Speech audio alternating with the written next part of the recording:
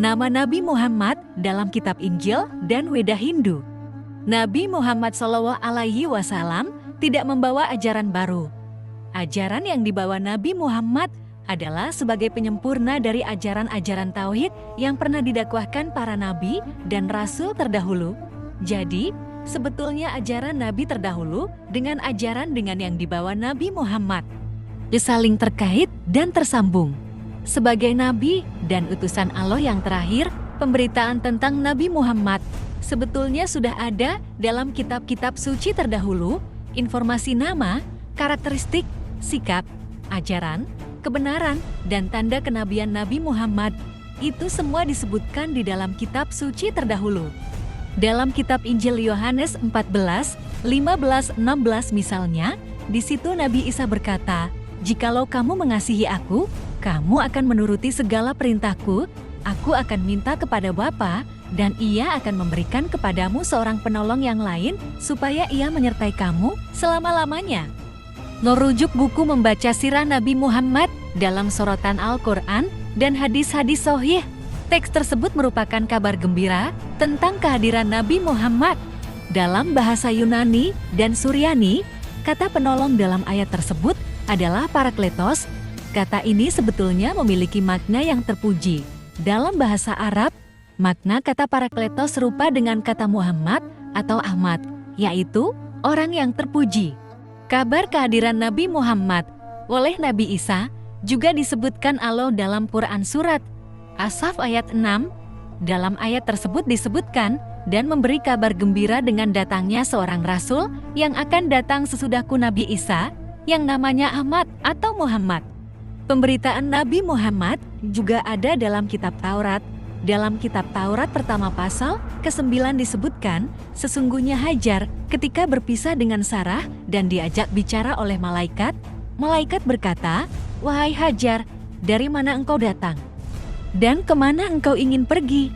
Maka ketika Hajar menerangkan keadaannya, malaikat itu berkata, "Kembalilah, karena aku akan memperbanyak keturunanmu dan tumbuhanmu sampai tidak terhitung, dan engkau akan melahirkan seorang anak laki-laki bernama Ismail, karena Allah telah mendengar kerendahan dan ketundukanmu.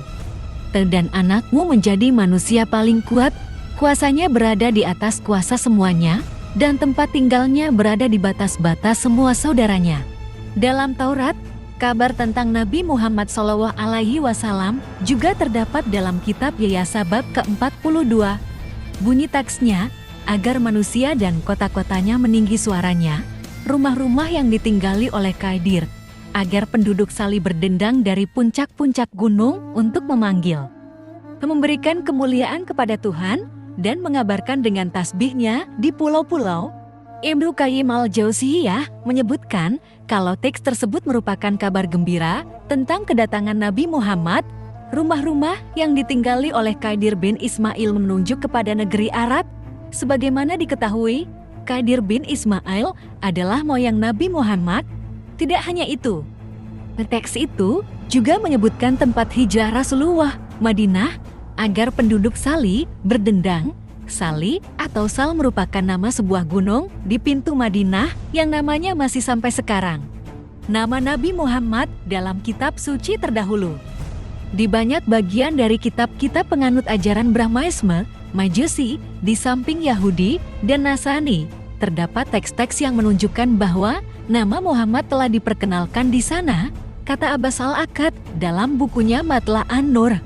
Menariknya, pemberitaan tentang nama dan kedatangan Rasulullah tidak hanya terdapat di kitab suci agama Samawi, informasi tentang nama Nabi Muhammad juga ada dalam kitab-kitab penganut ajaran Majusi, Buddha, dan Hindu, dan Brahma.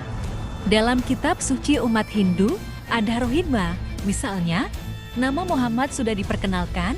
Dalam salah satu ayatnya disebutkan, "Wahai manusia, dengarlah dan sadarlah. Muhammad akan diutus di antara manusia, kagungannya dipuji sampai di surga, dan dia menjadikan surga itu tunduk kepadanya. Dan dia adalah Muhammad." Begitupun dalam Bhavisya Purana, kitab Hindu lainnya, dalam salah satu ayatnya disebutkan tentang kedatangan Nabi Muhammad. Pada saat itu, diutuslah seorang asing bersama para sahabatnya dengan nama Muhammad yang diberi gelar Tuan Dunia dan Raja. Ia membersihkan dunia dengan 5 pembersih. Muhammad dalam kitab umat Hindu tersebut diyakini sebagai Nabi Muhammad. Sedangkan yang dimaksud 5 pembersih dunia dalam ayat tersebut di atas adalah salat 5 waktu. Teks tersebut juga menyebutkan sahabat Nabi Muhammad SAW, mereka digambarkan sebagai orang yang berkhitan. Tidak memotong rambut sebelah, memakan hewan kecuali babi, tidak menggunakan tumbuhan derba untuk membersihkan dosa, dan mereka dinamakan musali atau muslimin. Sosok Nabi Muhammad SAW juga terdapat dalam kitab suci Weda dan sejumlah kitab suci umat Hindu yang berbeda-beda lainnya. Dari hasil penelitian yang dilakukan sekelompok peneliti India, terdapat pribadi Narasyans dalam kitab-kitab Hindu tersebut. Narasyans sendiri berasal dari kata nar manusia dan asyans dipuji. Dengan demikian, Narasyans merupakan orang yang dipuji atau orang yang terpuji, sepadan dengan kata Muhammad. Begitupun mantra-mantra dalam kitab Weda dan kitab suci umat Hindu lainnya, di antara bunyi mantranya, dengarlah manusia dengan penuh hormat, sesungguhnya Narasyans dipuji dan disanjung. Sedangkan kita menjaga orang yang berhijrah, orang yang membawa bendera keamanan itu antara 60.090 musuh. Raghib Asirjani dalam bukunya Rasulullah Teladan untuk Semesta Alam mengemukakan bahwa mantra dalam kitab suci umat Hindu itu menunjuk kepada Nabi Muhammad SAW. Teks itu menyebut tentang Narasyans yang dipuji dan disanjung. Menurut Raghib, tidak ada manusia di dunia yang dipuji dan disanjung sebanyak Nabi Muhammad.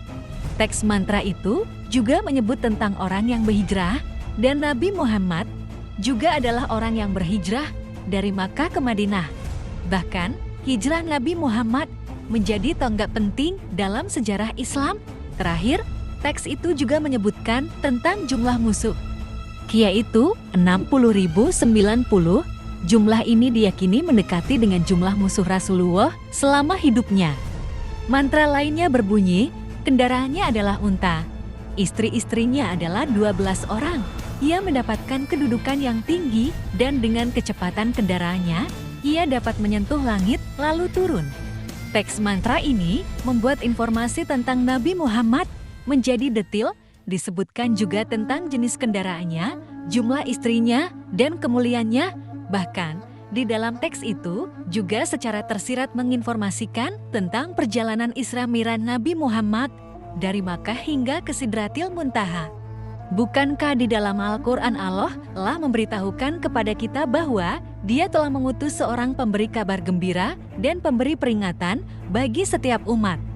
Sebagaimana dalam Quran Surat Fatir ayat 24, sesungguhnya kami mengutus kamu dengan membawa kebenaran sebagai pembawa berita gembira dan sebagai pemberi peringatan, dan tiada suatu umat pun melainkan telah ada padanya seorang pemberi peringatan. Terima kasih sudah menyimak video ini. Jangan lupa like, komen, dan subscribe, share juga ya, agar teman-teman kita tahu berita yang bermanfaat dari kanal Kabar Semesta.